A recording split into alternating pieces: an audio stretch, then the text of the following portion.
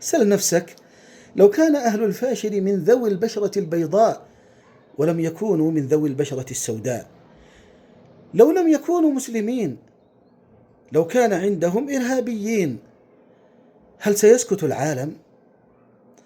أم تصمت القنوات والإعلام؟ لا، سينتفض العالم، سيتحرك الجميع. ولكن أهل الفاشر مساكين بسطاء مسلمين، وما نقموا منهم إلا أن يؤمنوا بالله العزيز الحميد. نعم، هذا هو. وإلا فلماذا يقتل الأطفال؟ لماذا يسحل الرجال؟ لماذا يجهز على المريض في المستشفى؟ لماذا تنتهك الأعراض وتغتصب النساء وتعلق على الأشجار؟ لماذا؟ إلا لأنهم مسلمين موحدين مساكين ما عندهم أحد، تخلى عنهم الجميع، حتى الإعلام لا يتكلم، هو صامت لا يتحدث. فماذا بقي؟ ماذا بقي؟ أين هي دول أفريقيا؟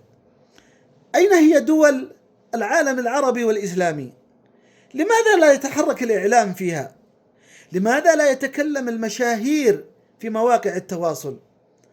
أين نحن من هذه المأساة؟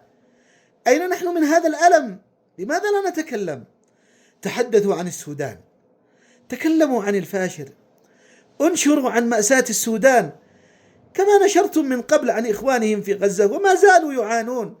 تكلموا عن المآسي يا أحباب الكرام، معذرة إلى الله، تكلموا معذرة إلى الله، حتى إذا وقفتم بين يدي الله قلتم تحدثنا وتكلمنا ونشرنا، ولكن إلى الله مشتكى. حسبنا الله ونعم الوكيل. رددوها مرارا وتكرارا، وادعوا الله أن ينصر إخوانكم المسلمين وأن يفرج عنهم ما هم فيه.